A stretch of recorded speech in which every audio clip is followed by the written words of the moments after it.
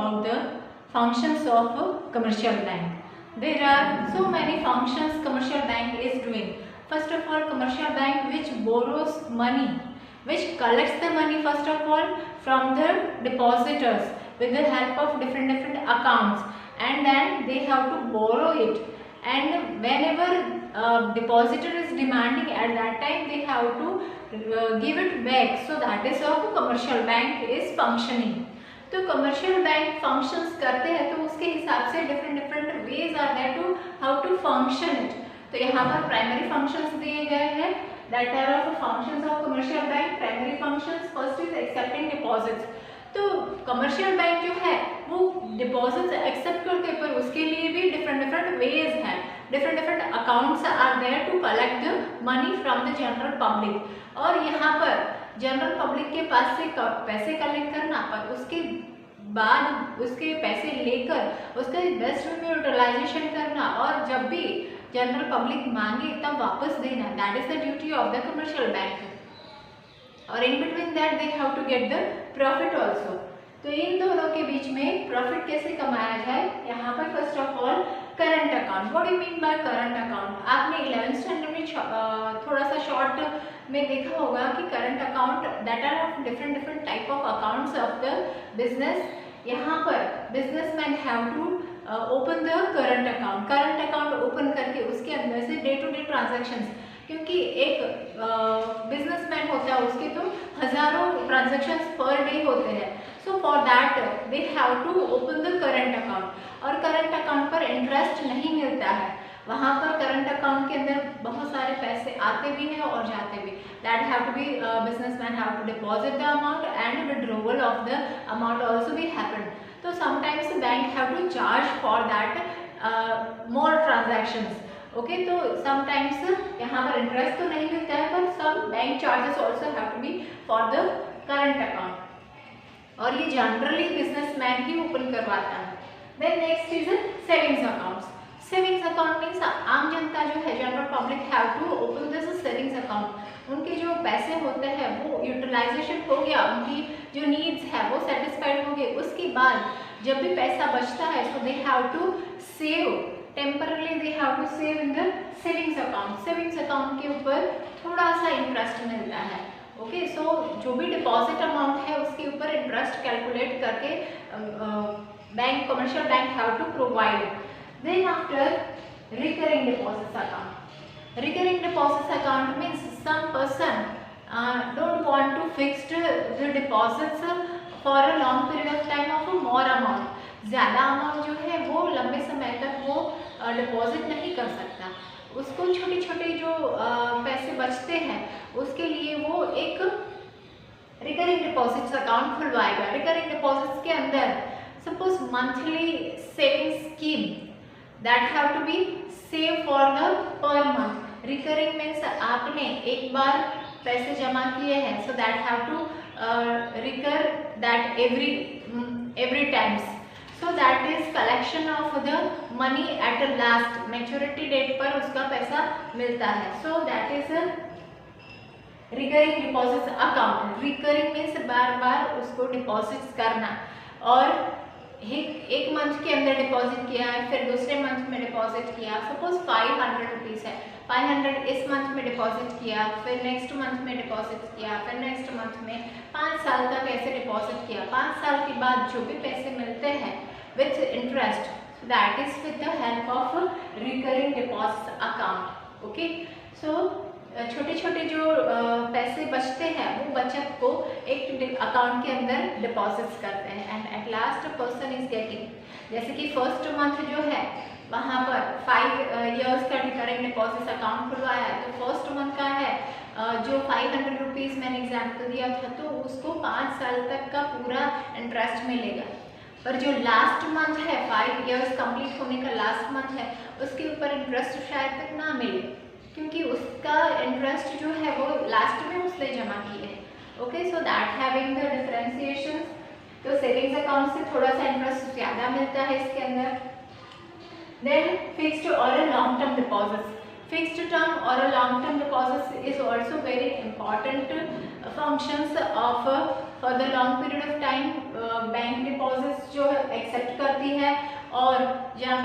5 years, 8 years, 3 years ऐसे deposits accept करती है, तो इसको टर्म डिपॉजिट्स भी कहा गया है। Fixed deposits, long term deposits, term deposits भी कहा गया है। फॉर दैट 36 मंथ्स के लिए, 12 मंथ्स के लिए, तो that way a person have to deposit the amount for a long period of time, लंबे समय तक। सपोज एक पर्सन है, उसको अभी ज़रूरत नहीं है पैसे की, 4 साल के बाद उसको पैसे चाहिए, तो that have to be deposit that amount in a deposit, term deposit account. Okay, तो उसके ऊपर इंटरेस्ट सबसे ज़्यादा मिलता है। फिक्स्ड डिपॉजिट्स, टर्म डिपॉजिट्स के अंदर interest highest as compare to recurrent deposits और saving deposits. Then after providing credit facilities, अब इसके अंदर क्या हुआ, जनरल पब्लिक के पास से बैंक ने पैसे कलेक्ट किए हैं। Okay, then afterwards providing credit facilities means ये पैसे अपने पास ना रखते हुए bank have to provide to the other parties, जिसको जिसको ज़रूरत है उनको वो पैसे प्रोवाइड करेंगे। So that is providing credit facilities. Credit facilities में भी 3 टाइप्स है, that is of a short term, medium term and long term. Short term के लिए duration time is up to 1 year, तो 1 ईयर के विद इन कोई deposits provide करता है facilities of to give the in the form of the loan, तो ये 1 साल तक का जो है duration time that is of a short term. Exam में शॉर्ट क्वेश्चन आंसर में 1 मार्क में पूछ सकते हैं। फिर है मीडियम टर्म। मीडियम टर्म का टाइम ड्यूरेशन है between 1 to 5 years. 1 to 5 years के बिटवीन जो अगर कोई लेंड करता है बैंक, तो that is of medium term. और लॉन्ग टर्म डिपॉजिट्स के अंदर आता है बिटवीन 5 to 15 ईयर्स के लिए किसी को बोरो दिया है पैसा बैंक ने। बैंक जब providing facilities within the 5 to 15 years, तो that is of long term duration, तो इसके ऊपर बैंक चार्जेस करती है हाईएस्ट इंटरेस्ट। ओके, यहाँ पर थोड़ा सा कम इंटरेस्ट चार्ज करेगी बैंक, यहाँ पर थोड़ा सा कम। ओके, तो ये दोनों के बीच का डिफरेंस जो आता है, so that is the commercial banks benefit. ये सपोज यहाँ पर सेविंग्स अकाउंट में 4% से उन्होंने इंटरेस्ट दिया, और यही पैसे जो है यहाँ पर 6% से उन्होंने बोरो दिया पर्सन को, तो ये 2% जो इंटरेस्ट हुआ, तो that is a benefit of the commercial bank. Okay, तो एक्सेप्टिंग डिपॉजिट्स, और ये डिपॉजिट्स को प्रोवाइड करते हैं फैसिलिटीज ऑफ बोरोइंग, तो यहाँ पर बोरो करने वाले को हाईएस्ट अमाउंट ऑफ इंटरेस्ट पे करना रहता है यहाँ लास्ट में लॉन्ग टर्म के अंदर। Then third is payment and withdrawal. Payment करना, बैंक पेमेंट करती है और बैंक विड्रॉ देती है। जब भी यहाँ पर डिपॉजिट होता है, तो depositor don't keep that remains with the bank only, they have to take it back also, तो वो वापस भी चाहिए जब जब जरूरत पड़ती है तब। So for that withdrawal facilities also there. तो कौन कौन से वेज है through that bank have to pay और withdraw the amount. Cheque, first of all suppose मुझे पैसे चाहिए, तो दैट विड्रॉवल स्लिप आता है, यहाँ पर दिखाया गया है withdrawal slip. Withdrawal slip through a person can withdraw the amount. छोटी अमाउंट होती है तो withdrawal slip through person can get the amount. Cheque, किसी को पेमेंट करना है तो मैं चेक लिख कर दूंगी और वो पेमेंट हो जाएगा, चेक वो डिपॉजिट करेगा जब भी बैंक के अंदर, तो that have to be transmitted the amount to that person. Then draft, pay order, order देते हैं कि आपको इतने पैसे पे करने हैं। ATM, you all are aware about ATM, automatic teller machine, तो through that person can withdraw the amount। ATM centre पर जाकर कार्ड जो है स्वाइप करके, credit debit card is also the similar type of, यहाँ पर कार्ड स्वाइप करके ATM centre पर कैन विड्रॉ द अमाउंट। और क्रेडिट कार्ड में excess amount also can be for the purchase purpose. कुछ भी परचेज करना है तो क्रेडिट कार्ड का यूज़ होता है, जनरली शॉपिंग मॉल्स या फिर बड़े बड़े शोरूम्स होते हैं, वहाँ पर credit card facilities are also be there to purchase some amount, to purchase some goods और अ प्रोडक्ट, और उसकी पेमेंट के लिए credit card is using. Then internet banking is also very important. यहाँ पर इंटरनेट बैंकिंग थ्रू एक bank से दूसरे बैंक में अकाउंट ट्रांसमिशन होता है। सपोज मुझे पैसे की ज़रूरत है और मेरी फ्रेंड जो है उसको मुझे पैसे देने हैं, तो डायरेक्टली वो अपने अकाउंट में से मेरे अकाउंट में ट्रांसमिट कर सकता है। So that is of inter bank transactions, और इसका ही एक बेस्ट एग्जांपल है internet banking. Okay, account clear हो जाता है। Next is credit creation. Credit creation means ये सारे जो डिपॉजिट्स आए हैं यहाँ पर अलग अलग वे थ्रू डिपॉजिट्स बैंक के अंदर आए हैं, तो ये सारे पैसे जो है वो बैंक बोरो नहीं करेगी। सपोज कभी कभी ऐसे सर्कमस्टेंसेस आ जाती है कि किसी को ट्रस्ट नहीं होता है उस बैंक के अंदर, तो ट्रस्ट ना हो तो क्या होता है, all have to be get that amount, bank जो है वो ले भागू है ऐसा समझ लिया जाता है और बैंक सारे पैसे हमारे लेकर चली जाएगी, डूब जाएगी। तो इसीलिए सारे डिपॉजिटर्स जो होते हैं वो बैंक के अंदर आते हैं। तो उस सिचुएशन में क्या करना पड़ेगा? सो उस सिचुएशन को संभालने के लिए टेम्पररी एक रास्ता निकाला गया कि सारे अमाउंट जो है वो बोरो न करते हुए थोड़ा सा पैसा जो है वो बैंक अपने पास रखे as a reserve. Okay, so वो जो रिजर्व है for the future contingencies, that reserves have to be utilised. तो फ्यूचर में कोई भी क्राइसिस आते हैं, प्रॉब्लम्स क्रिएट होता है, तो ये जो रिजर्व्स है वो यूज किए जाते हैं। तो यहाँ पर लिखा गया है क्रेडिट क्रिएशन, क्रेडिट का क्रिएशन करना। तो यहाँ पर हमें ऐसा मान लिया जाता है कि सारे कमर्शियल बैंक्स जो है वही एक दूसरे को बोरो करती है और उसके थ्रू क्रेडिट क्रिएशन कैसे होता है, यहाँ पर एक बेस्ट एग्जाम्पल दिया गया है। First of all credit creation का मीनिंग क्या है? The policy process of bank for lending money, lending money means किसी को देना, फ्रॉम प्राइमरी डिपॉजिट्स, जो प्राइमरी डिपॉजिट्स है एक्सेप्टिंग डिपॉजिट्स वो primary deposits, from the primary deposits and thereby creating new deposits, और इसके बाद नई डिपॉजिट्स क्रिएट करना, एंड इंक्रीज्ड मनी सप्लाई, और उसके थ्रू मनी सप्लाई इंक्रीज करना, मार्केट में मनी अवेल कर पाना, that is increase money supply is called credit creation. तो इसको कहा गया है credit creation. Definition you have to learn it well. इसके अंदर से 5 मार्क्स का question, what are the primary and secondary functions of a commercial bank, ये पूछ सकते हैं। What are the primary monetary functions of central bank, ये भी पूछ सकते हैं। तो you have to be learn about. अब इसके अंदर एग्जाम्पल दिया गया है, बैंक दिए गए हैं, नेट डिपॉजिट्स, रिजर्व रेशियोज दिए गए हैं। रिजर्व रेशियो अगर 20 रखा गया है, 1000 डिपॉजिट्स अगर डिपॉजिटर करता है तो उसको रिजर्व रेशियो जो है क्रेडिट क्रिएशन का रिजर्व रेशियो 20% बैंक अपने पास रखेगी और बाकी का जो है वो दूसरे को देगी।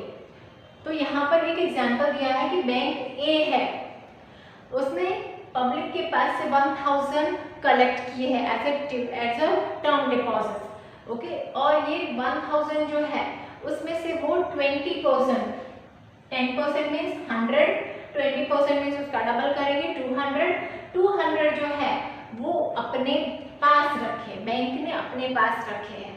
और बाकी के कितने बचे? 1000 में से 200 सब्ट्रैक्ट करो तो 800 बचे।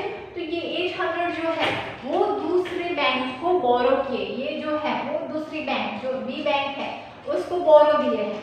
ओके, 1000 एक बैंक के पास थे, 200 उसने अपने पास रखे हैं, बाकी के बचे 800 वो दूसरी बैंक को प्रोवाइड किए और दूसरी बैंक ने जो है वो एक्सेप्ट किए। फिर उसने 20%, 10% मीन्स 80 रुपीज, 20% मीन्स 80 का डबल करते हैं 160 जो है उसने अपने पास रखे एज अ रिजर्व, और बाकी के 640 उसने दूसरी बैंक को बोरो किए। यहाँ पर 640 आ गया, सी बैंक 640। अब ये 640 में से 20% 128 उसने अपने पास रखे हैं और बाकी के 512 जो है वो दूसरी बैंक को बोरो किए हैं। ओके, तो यहाँ पर 512 आएगा, दैट 20% यहाँ पर उसके पास रखेंगे बैंक और बाकी का बाद में उसको डिपॉजिटर्स दूसरे को लेंड करेंगे। तो सेम प्रोसेस चलेगा जब तक ये अमाउंट जो है वो जीरो ना हो जाए। ओके, तो यहाँ पर जो भी है नेट डिपॉजिट 5000 हो जाएगा। ओके, यहाँ पर 1800, 640 वैसे वैसे डिक्रीज होते होते होते होते फिर ये सबका टोटल करेंगे तो क्या होगा, टोटल मेक्स 5000। इन सबका टोटल करेंगे तो क्या होगा 1000। ओके, जो 20% रिजर्व था that have to create the 1000, और ये जो लोन था, लोन जो है वो क्रिएट करते करते 4000 हो जाएगा। ओके, तो 4000 प्लस 1000 ये दोनों का मिलाकर हो जाएगा 5000। तो ये 5000 जो है वो क्रेडिट क्रिएट हुई है मार्केट में, सप्लाई सिर्फ और सिर्फ 1000 जो था अमाउंट उसके थ्रू मार्केट में सप्लाई बढ़ा है। सो 5000 क्रेडिट क्रिएशन हुआ है। So that is important. 1000 में से बैंक, हर एक बैंक, यहाँ पर बताया गया है कि एक बैंक अपने पास ना रखते हुए दूसरी बैंक को ही देती है। ओके, तो ये lending of to the another bank, new loans जो देती है वो अनदर बैंक को ही देते हैं। यहाँ पर बैंक का ही एग्जाम्पल दिया है। ओके, तो यहाँ पर इसके वजह से क्रेडिट क्रिएशन होता है। शॉर्ट नोट के अंदर भी ये क्रेडिट क्रिएशन आता है, तो you have to be clear about this credit creation. And last function of primary functions में से है interbank transactions. Interbank transactions means bank के बीच के जो ट्रांजैक्शंस होते हैं वो क्लियर करने। तो यहाँ पर मैंने एक एग्जांपल दिया था कि सपोज डिपॉजिटर को ट्रस्ट नहीं होता है और ऐसी सर्कमस्टेंसेस आ जाती है कि पैसे लेने के लिए बहुत सारे डिपॉजिटर्स आ गए, तो उनको पैसे वापस देने के लिए बैंक के पास सफिशिएंट अमाउंट नहीं है, तो that bank have to borrow from another bank. और वैसे ही दूसरा एग्जाम्पल दूं कि बिजनेसमैन जो होता है वो करोड़ों का टर्नओवर करता है, अब उसको 2 करोड़ रुपए चाहिए, तो 2 करोड़ रुपए बैंक के पास नहीं है, तो how can they give to that person. Suddenly ऐसी ज़रूरत पड़ी तो क्या करेंगे, तो इसकी वजह से bank have to borrow from another bank, दूसरी बैंक में तो होते ही है। ओके, तो that have to borrow from another bank for the short period of time and for the long period of time. 1 day के लिए भी ले सकते हैं और 1 से ज़्यादा डे के लिए भी लेते हैं। पर जब एक बैंक दूसरे बैंक के पास से पैसे बोरो करते हैं तब वो जो रेट्स होते हैं दैट इज अ डिफरेंट, उनके चार्जेस ज़्यादा होते हैं क्योंकि एक बैंक ने दूसरे बैंक का काम किया है। तो यहाँ पर इंटरमीडियरी के तौर पर सेंट्रल बैंक आती है। तो यहाँ पर दिया है bank provides short term and long term credits to another bank through central bank. Okay, through central bank only, central bank का परमिशन देती है, कंसेंट करती है, देन ओनली अनदर बैंक को प्रोवाइड कर सकती है, और इसको कहते हैं call money. Call money means एक बैंक ने कॉल किया है दूसरे बैंक को पैसे प्रोवाइड करो, तो that have to be settled, और उसके रेट्स जो होते हैं, इंटरेस्ट तो चार्ज करेगी बैंक, हर एक बैंक जो है कमर्शियल पर्पस के लिए है, तो जो भी कॉल मनी के ऊपर जो भी रेट चार्जेस करती है bank that is called call money rate. एक बैंक ने दूसरे बैंक को प्रोवाइड किया पैसा, तो प्रोवाइड करते हैं पैसे, उसके साथ बैंक इंटरेस्ट भी चार्ज करती है, so that is called the call money rate. So this is about the function. Primary deposits के साथ साथ सेकेंडरी डिपॉजिट्स भी यहाँ पर देख लेते हैं। Secondary functions of the commercial bank. Primary functions के अंदर accepting deposits, providing the loans, credit creation, that all we have completed. Now secondary functions, उसमें है agency and utility services. Agency means agent की तरह काम करती है बैंक, कमर्शियल बैंक, तो वहाँ पर provides letter of credit, letter of credit on behalf of the exporter, exporter को देती है on behalf of the importer. Means suppose import export होता है इंटरनेशनल मार्केट के अंदर, तो यहाँ पर सपोज मुझे सामान बाहर से मंगवाना है, तो सामने वाले को जो मेरी क्रेडिट के लिए सामने वाला बैंक जो है वो मुझे क्रेडिट क्रिएशन के प्रोवाइड करे, मेरी बैंक जो है वो सामने वाले जो एक्सपोर्टर कंपनी है उसको मेरे फाइनेंशियल कंडीशंस बताए कि मैं उनके जो पैसे मैंने सामान मंगवाया है बाहर से, I have imported the goods, तो ये सामान के बदले में पैसे दूंगी, सामान लेकर भाग नहीं जाऊंगी, तो उसके लिए लेटर ऑफ क्रेडिट मंगवाते हैं। ओके, तो पहले सामान आता है, उसके बाद क्रेडिट के ऊपर जब सामान आता है तब लेटर ऑफ क्रेडिट प्रोवाइड करने की ज़रूरत पड़ती है और वो बैंक प्रोवाइड करती है। Then provides underwriting services. This is also very important. underwriting का services जो है वो international market के लिए that a person have to get that services. Then pay tax challans. Suppose income tax पे करना है या फिर any electricity bill पे करना है या any type of bill have to be paid with the challan. Challan provide करते हैं bank. Then safe deposit vault, आपके प्रेशियस ज्वेलरीज होते हैं, डॉक्यूमेंट्स होते हैं इंपॉर्टेंट, तो वो घर पे सेफ नहीं रहते, शायद तक theft and so many robberies and so many things have to be happen with rain से खराब हो जाते हैं, तो with safeguard safety point of view safe deposit vault bank के अंदर प्रोवाइड करते हैं और कस्टमर्स को उसके ऊपर रेंट प्रोवाइड करना रहता है। ओके, तो bank is collecting rent on this vault, means आपको लॉकर दिया जाता है और वो लॉकर आप यूज़ कर सकते हो एज अ कस्टमर और उसके बदले में बैंक को आप प्रोवाइड करोगे रेंट, क्योंकि आपने भाड़े पर लिया है ये locker. So that is a safe deposit vault. Then micro finance facilities for the small businessman, तो यहाँ पर छोटे छोटे बिजनेसमैन होते हैं उनको भी ध्यान में रखते हुए उन्होंने finance facilities have to be provided for them, तो उनको इंकरेज मिले, उनको डेवलपमेंट मिले, वो छोटे बिजनेस है वो छोटे से बड़े हो जाए, बड़े बिजनेसमैन बड़े बिजनेस या फिर बड़े इंडस्ट्रीज एस्टेब्लिश करें, इसके लिए भी उन्होंने प्लान बनाए हैं।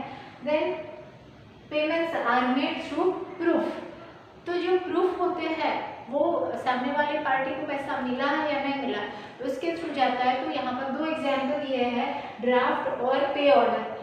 जब ड्राफ्ट बैंक देती है और पे ऑर्डर जब इश्यूज करते हैं तो that is a payment part of you, और ये पेमेंट की प्रूफ भी मंगवाती है बैंक, तो सामने वाली पार्टी साइन करके पैसे मिले हैं ऐसा देकर प्रूफ कलेक्ट करती है। So that is about the second is provide various facilities with changing times.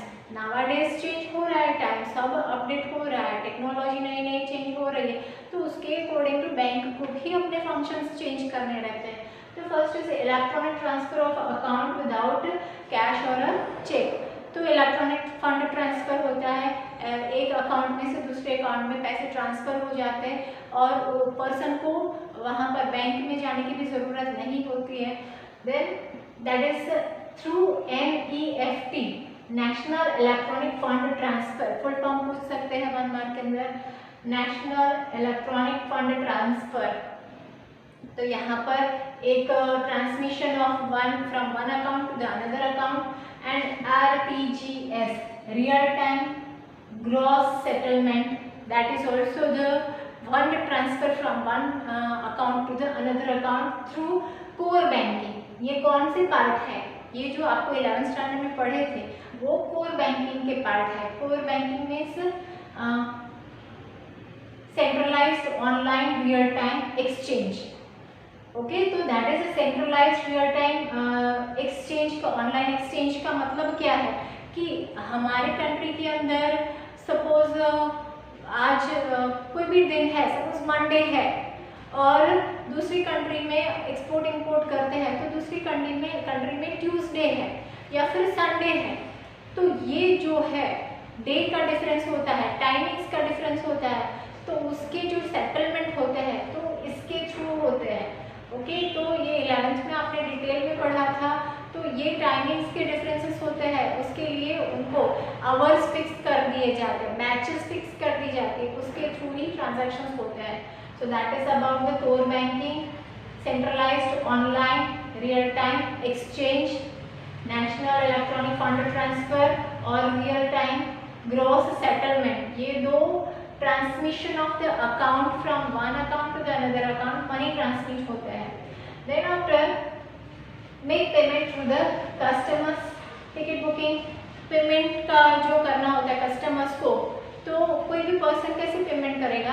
अभी तो ज़माना आ गया है internet banking and mobile banking. Internet banking और मोबाइल बैंकिंग से डायरेक्टली मोबाइल थ्रू कस्टमर्स को पेमेंट हो जाता है। So that is a payment to the customers. Ticket book करवानी हो मोबाइल या फिर इंटरनेट से, कंप्यूटर से कैन पर्सन टिकट बुक करवा सकते हैं। बाय द गुड्स में सामान परचेज कर सकते हैं, जैसे कि आपको अमेजोन और बहुत सारी वेबसाइट्स आती हैं जिसके थ्रू आप सामान परचेज कर सकते हो। So that can be purchase goods. Then provides a demat account. Demat account means dematerialised account. तो इसके अंदर suppose person have to purchase a shares और डिबेंचर्स, तो उसके जो शेयर्स और डिबेंचर्स जो है वो फिजिकल फॉर्म में होते हैं, तो उसको इलेक्ट्रॉनिक फॉर्म में कन्वर्ट करना, इलेक्ट्रॉनिक फॉर्म में बैंक के अंदर कन्वर्ट करना। सो that is called the demat account. Okay, तो उसके जो इंटरेस्ट डिबेंचर पर इंटरेस्ट होता है, शेयर्स के ऊपर डिविडेंड होता है, तो ये कहाँ जमा होता है? डीमेट अकाउंट में जमा होता है। जब बाय करते हैं शेयर्स और सेल करते हैं तो उनका जो भी डिफरेंसेस होता है यहाँ पर उसके रिपोर्ट्स बताते हैं। So that is about the demat account. Okay, so this is about the functions of commercial bank. Thank you.